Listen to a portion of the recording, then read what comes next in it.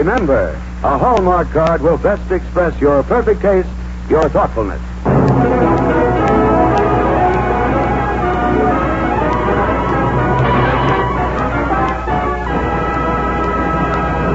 The makers of Hallmark greeting cards bring you a story that is both true and exciting, and a star who is both talented and lovely, Geraldine Fitzgerald.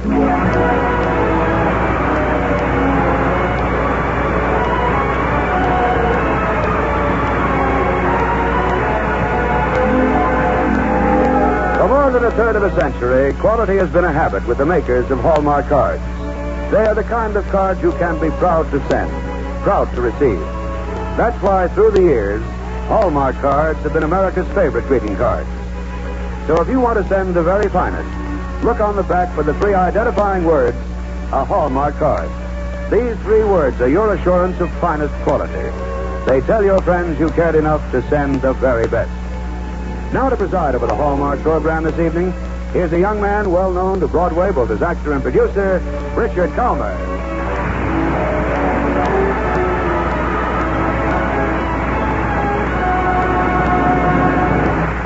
Thank you, Tom, Shirley, and good evening, ladies and gentlemen. Ever since Geraldine Fitzgerald first graced American shores and American movie screens, she's been one of my favorite performers. And ever since I came to work on the Hallmark program, I've been hoping to find a vehicle for her splendid talent. Strangely enough, as the search for material in the Reader's Digest went on, I became convinced that Miss Fitzgerald should portray an American role. For few actresses who visit us from foreign countries have ever caught the American manner, the American idiom, and most important, the American spirit so readily as Miss Fitzgerald. When Robert Sloane brought in his adaptation of Which Was the Rescuer, I knew the search was over. I read the script with the agreeable vision of Miss Fitzgerald in my mind's eye. This was the drama I'd been looking for. And so tonight, the Hallmark program proudly presents Which Was the Rescuer, starring Geraldine Fitzgerald.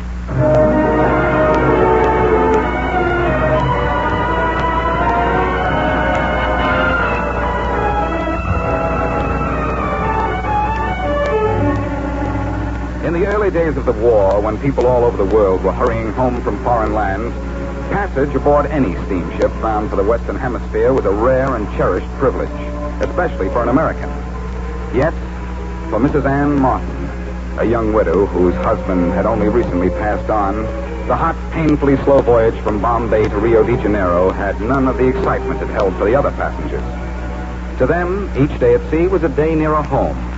To her, it was just another day of mourning for the man she loved, the man she left behind. Mrs. Martin! Mrs. Martin? Yes? Who is it? Dr. Pryor. Oh, come in, Dr. Pryor. Thank you. Feeling any better this afternoon? I'm all right, Doctor.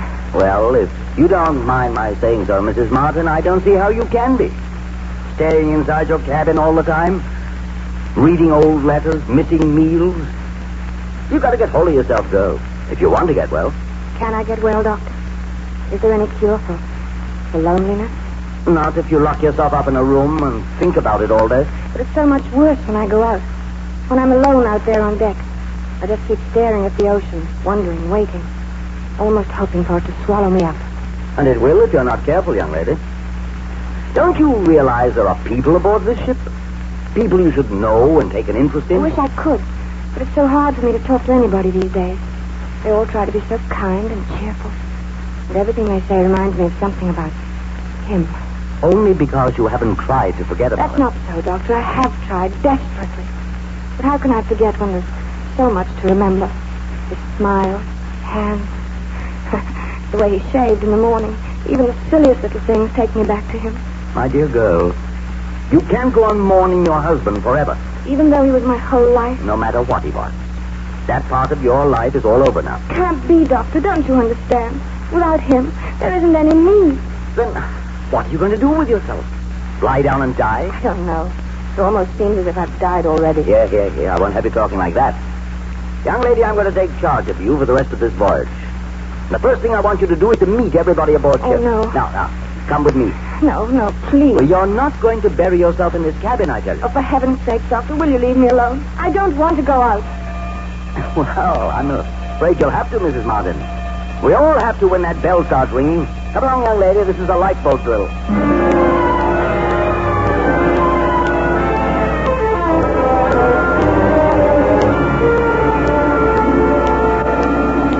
Here, let's have a straight line along here, if you will. No crowd in the back.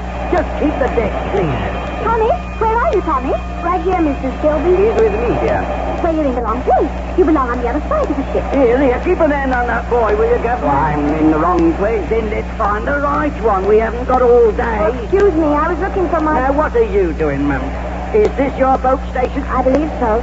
My cabin's just a few steps from here, and Dr. Pryor said I was on boat number 3. Well, this is it, Mum. Just take a place in this here line and see if we can't keep the blooming deck clear. That's it, Mum. Right next to the lady with the small foot. Here, we can make room for you. Oh, thank you. Well, quite a bit of excitement, isn't there? Yes. There always is at a drill, but it's nothing compared to an actual hit. With a torpedo, I mean. I've been down twice now, and I'm just praying this won't be the third time. Careful now, Tommy. I'm going to America. Yes, of course you are, dear. We've got all these children to look after, you know, Mr. Gilby and I. We came aboard at Cape Town, and we've been on the go ever since. You're Mrs. Martin, aren't you? Yes. I thought you were. You poor dear. I've heard about what you've been through, and my heart goes right out to you. Now, if there's anything Mr. Gilby or I can do... No, I'm quite all right, thank you. Is she the lady who hasn't got a husband, Mrs. Gilby? The little devil. She hears everything. Is she? Don't say she, dear. It's not nice. This is Mrs. Martin. Paul. How do you do? Really, Mrs. Martin, you should be out on deck more. It's so bad for you to stay cooped up in your cabin all day. Of course, I know exactly how you feel. If I ever lost Mr. Gilby, I just couldn't get over it. Please. That's because we mean so much to each other. Now, you're just a young woman. Why don't you go on? Here, where are you going, Mum? The drill isn't over I'm yet. sorry, steward. I have to be excused. Well, what did you say, Tommy? Whatever did we say to her?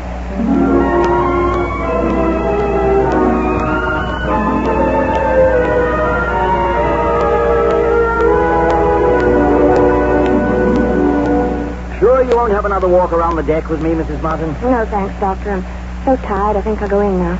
Very well. I'll look in on you again this evening. In the meantime, have a good rest. Thank you, Doctor. Hello. Well, hello. What are you doing here, son? Did you get into my cabin by mistake? No, ma'am. I came to see you on purpose. Don't you remember me? Oh, yes, I believe I do. You're the boy I saw at the lifeboat drill this afternoon with Mrs. Gilby. That's right, ma'am. My name's Tommy. And I know something I'll bet you don't know. I'm sure you do, Tommy. We're the only 2 Americans on this ship, Mrs. Martin. Did you know that? No? Well, we are. We ought to stick together, don't you think? Yes, I suppose we should. That's what I thought. It gets kind of lonely on a ship like this with a lot of people that don't know anything about America or anything. Well, that's why I came to see you. I thought you might want to talk to an American. Well, I do, but don't you think you should be getting back to Mrs. I've Gilby? got a flag and everything, Mrs. Martin. You want to see it? Oh, no, not just now. Thank you. I'm sort of tired, Tommy. What's the matter? Don't you like me? Well, of course I like you. Then why are you trying to get rid of me? Well, I'm not really, Tommy. I just thought Mrs. Gilby might be worried about you. No, she knows I'm here. I can stay as long as I want. Oh. You know any good games? Well, no, not any boys' games. Well, why not? Didn't you play any games with your husband? Tommy, I'd rather you wouldn't talk about my husband. I know you don't mean to hurt me just now, but somehow it does hurt when anybody talks about him. Gee, I didn't know that. You're not really old enough to understand, Tommy, but when you're in love with someone, it's just as if that someone were your mother or your daddy. And you'd be hurt if anything happened to either of them, wouldn't you? Something has happened to them.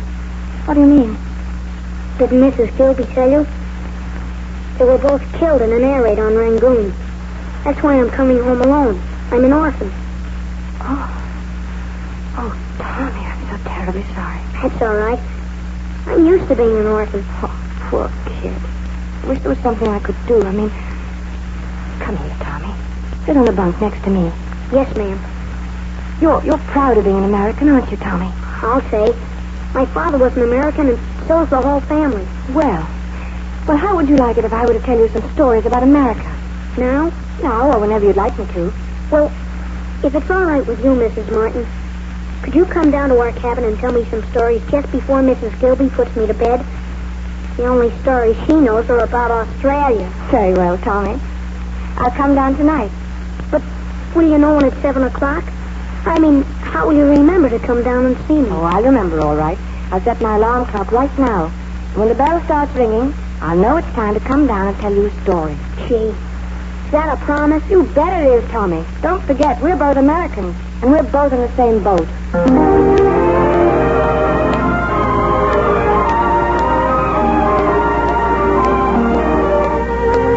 And they brought the whole island of Manhattan for $24? That's right, Tommy. Gosh, what are you going to tell me tomorrow night?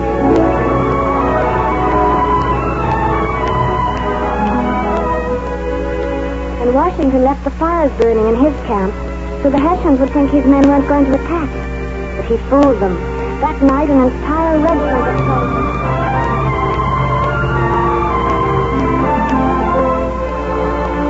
Good heavens, Mrs. Martin, what's that? Just my alarm clock, Doctor. I'm sorry, but I'll have to interrupt our little visit. Tommy's waiting for a story.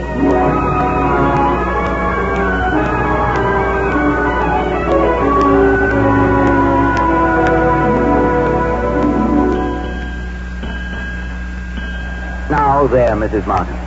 Isn't that a gorgeous sunset? The prettiest one I've seen on the entire voyage. The first one I've seen, Doctor. From the deck, I mean.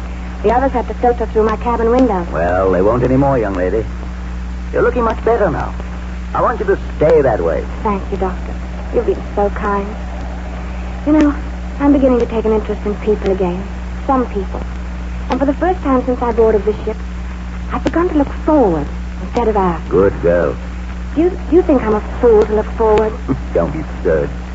When the Lord gave us eyes, he took care to put them in the front of our heads. And then he gave us necks that wouldn't turn completely around. Don't go against nature, girl.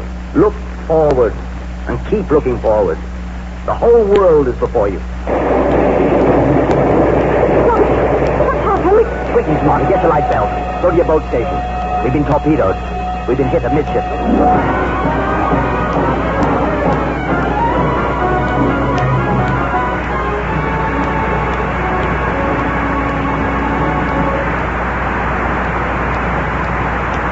Geraldine Fitzgerald will be back in just a moment with the second act of tonight's Hallmark drama from the pages of the Reader's Digest, America's favorite magazine.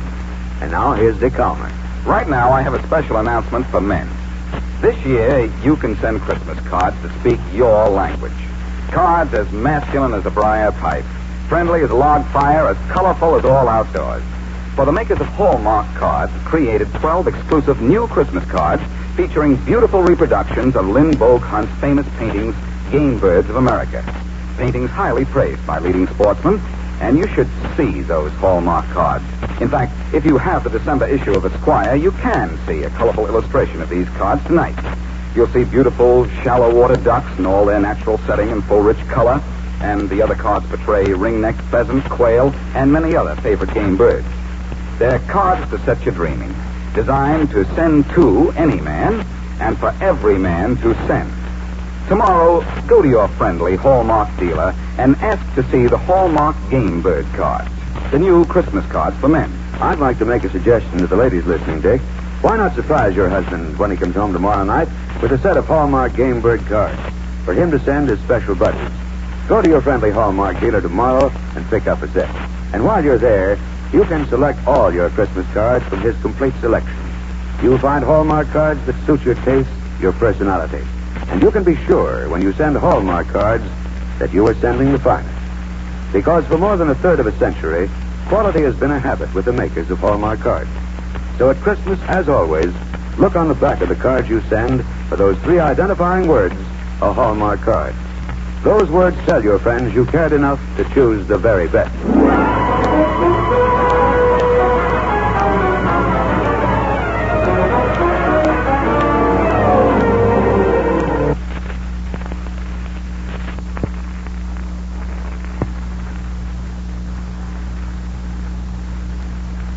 Somewhere in the warm waters of the South Atlantic, the crushing impact of an exploding torpedo has blown a hole through the hull of a vessel bound for Rio. with water pouring into the engine room and the entire ship threatening to break in two, passengers and crew alike swarm over the boat deck in answer to the command to abandon ship. Among them is Mrs. Martin. Up here, Mum. Up here, Mum. Don't stand around in the way. Get into the boat. I'm sorry. I'm doing the best I can. Well, don't talk about it. Hurry along. We'll be loading away in half a mile. Here, Mum. Take my hand. Oh, thank you. Yeah. I never would have made it without you. Here. Sit right here. Hold on to your bag now. There'll be more coming in on that side. Hey, how much room we got? Place for about 3 more. Or if you need them. Don't stock us up too full or we'll never get in the water. I know. Here, young lady. I thought I told you to sit I just down. wanted to see Never mind what you wanted. Keep your place in the boat. All right, Elf. I guess we can start loading away now. Hang on to the line. Wait, just a moment, please. What's wrong now? That bell, can't you hear it? That's the alarm clock in my cabin. What if it is? Blimey, Mum, this ain't no bloody time to be thinking about clocks. Throw it away, Oh, Elf. no, don't. He isn't here yet. Don't you understand? This is the boat he belongs on. He isn't here. Oh. The little boy, Tommy. Oh, something must have happened to him. Mrs. Gilby isn't here either. Well, it's too late to worry about that. No, please. They're still inside the ship. I've got to find them. Stay where you are. No, let me go. I've got to go back there. I've got to find them. You'll be killed, you little fool. This ship won't be afloat another 10 minutes. She's breaking up in the I middle. don't care. Take your hands off All right, Elf. Let her go if she wants to. But I'm warning you, Mum.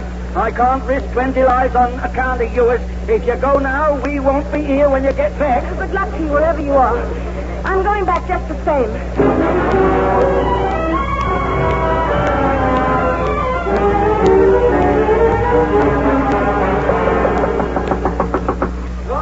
Tommy, if you're in there, tell me. Answer me, Tommy. Why have you locked the door? Is that you, Mrs. Martin? Oh, yes, Tommy, yes. Can you come to the door and open it for me? I can't get inside if you don't. Just a minute, Mrs. Martin. Oh, hurry, son, hurry. Every second counts. Oh, Tommy, thank God you're still alive. Where's Mrs. Gilby?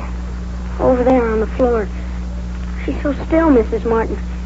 That's why I locked the door. I was afraid. Don't look, Tommy. Bless her so. There's no way to help her anymore. There may not even be time to help ourselves. Come along, Tommy, and don't look back. Not even once. Yes, ma'am. Where are we going? Out on deck if we can make it. The ship's lifting more and more every second. Is that why it's so hard to walk? Yes, Tommy. But I think we'll manage. Here, let me have your hand. There. That's the way.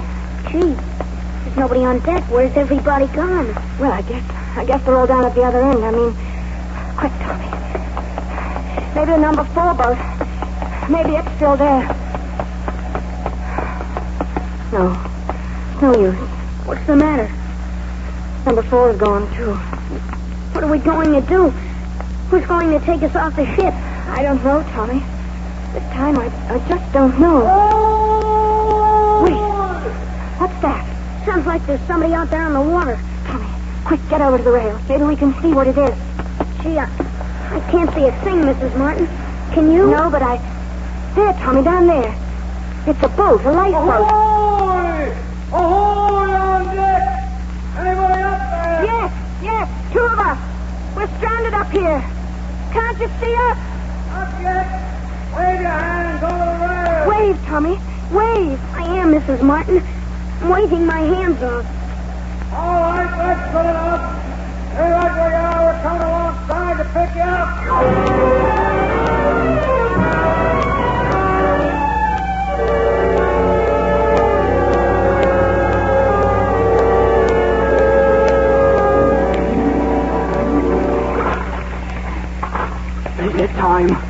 Isn't it time yet? Keep those oars going, men. We don't stop till the sun's overhead. It's overhead now. Keep it going, Harold. I'll tell you when to quit. Gee, Mrs. Martin, do you think we'll ever get to America in a boat like this? We're in the same place we were yesterday and the day before. No, Tommy. Just seems that way. The ocean looks the same no matter where you are. Where does the ocean end? Now. Don't you think about things like that. We just keep on telling stories and playing our word games, and before you know it, we'll be there. Sure. We'll be there, all right. All we've got to do is row 400 miles, that's all. We'll be there in 20 minutes. Leave him alone, Harold. What's the matter with that man, Mrs. Martin? Nothing, Tommy. We just won't listen to him, that's all. But looks like he's scared or something. He's afraid we won't get there? Oh, don't be silly. Only very little boys are afraid. Come on now. We'll play that furniture game you like so much. Remember how it goes? We build a house in our mind, and then we fill up every one of the rooms with the right pieces of furniture. I'm thirsty, Mrs. Martin. Yes, Will. We'll have a drink as soon as they pass the cup around. Now, what kind of a house do you see, Tommy? Green one. The green one. That's fine. Big green one with a fountain in the front. Sure. Fountain in the front, cold water running in all the rooms, and the icebox is full of food. Shut up. Well, make them stop it, will you? Leave them alone. They're not hurting you. Come on, get that all moving. He is afraid, Mrs. Martin. No, Tommy. I told you. Only little boys are afraid. He's just tired and hot from the sun. Come on now. We'd better furnish our house. We won't have a place to sleep tonight. Let's do your room first, Tommy. Now, what sort of a desk would you like? All right, men. Paws up. Tell me about the desk, Tommy. All right, go on, tell her. What are you waiting for? Leave us alone. Not bothering you. Go on, play your game. Only don't sing any more of those hymns or we'll never get sure. What do you mean? The desk, Tommy, the desk. Is it green? Or is it maple? Make it grey. And that's the color of these sharks out Get here. away from Hal. We'll all be grey. Grey and green and every color of the rainbow. That's how we'll all look when we're dead. On it, Harold. I warn you not. Oh, no, please. Don't fight. No. Now you be quiet for a while. Stop it. I can't stand anymore. Mrs. Martin, please, don't cry, please. I can't help it, Tommy. I'm not made of iron. I can't hold it back anymore. The game, Mrs. Martin. We haven't finished the game. What kind of a chair should I have? A wooden one or a leather one? A wooden one, Tommy. A leather one wouldn't be right for you. Sure. A wooden one like this boat that's going to take us to America. Yes, Tommy. Don't be afraid, Mrs. Martin. Only little boys are afraid.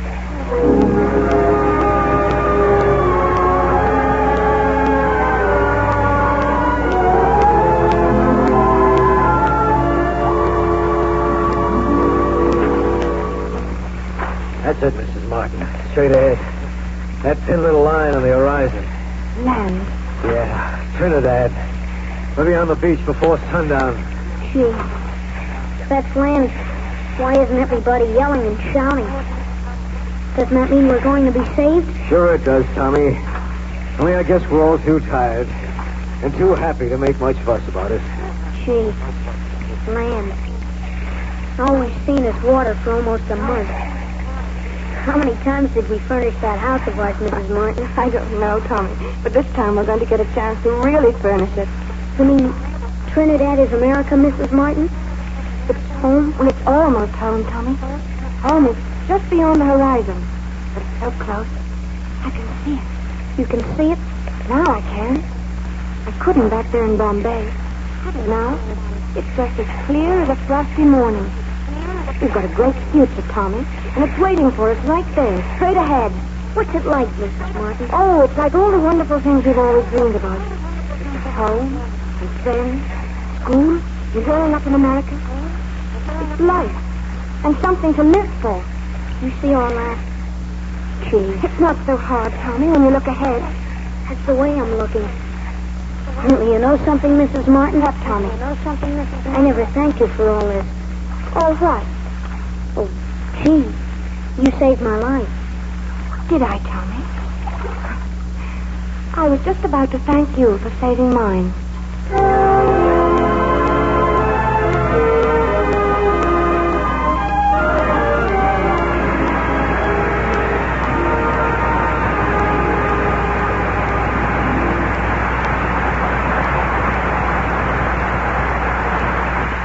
Today, back in America, taking up the duties of life again, Anne Martin is vibrant and alive once more, and happy. Perhaps because she rescued a little boy, or perhaps because the little boy rescued her. Thank you, Geraldine Fitzgerald, for a most sympathetic portrayal of Anne Martin. I was delighted to play the part, Dick, because, well, there's something quite wonderful about the way a child can fill a void in your life if you give it just half a chance. And by that half a chance, you mean a little love and understanding? That's right, Dick.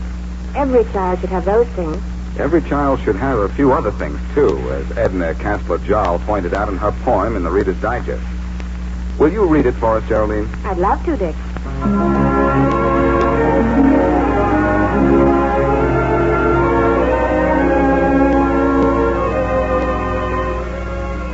Every child should know a hill and the clean joy of running down its long slope with the wind in his hair.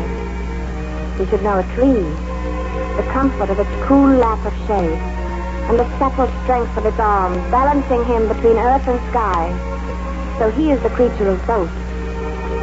He should know bits of singing water, the strange mysteries of its depths, and the long, sweet grasses that border it.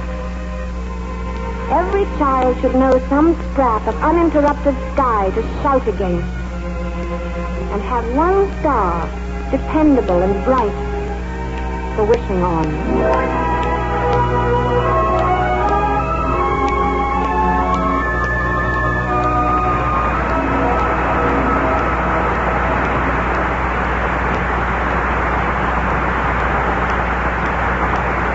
Thank you again, Geraldine Fitzgerald. Thanksgiving is only 1 week from today, and I suppose you've already made your plans. I'd like to offer this idea to make your plans for Thanksgiving really complete.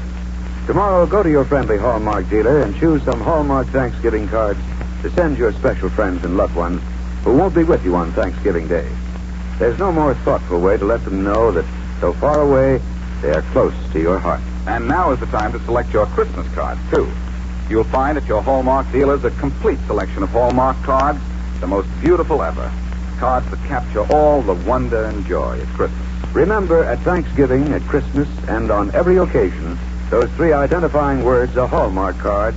Tell your friends you cared enough to choose the very best. You're cordially invited to be with us again next week at the same time for another fine dramatic program brought to you by the makers of Hallmark greeting cards, America's favorite greeting cards.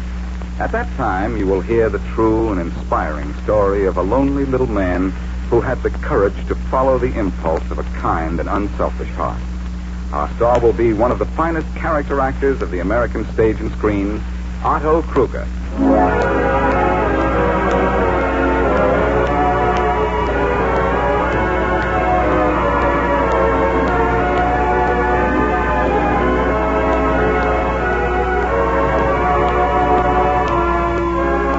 Geraldine Fitzgerald can currently be seen starring in the Warner Brothers picture, Nobody Lives Forever. Which Was the Rescuer was dramatized by Robert Sloan from the Reader's Digest, America's favorite magazine. The Hallmark program was directed by Mark Sloan, with music especially composed by Jack Miller. Remember, a Hallmark card will best express your perfect taste, your thoughtfulness.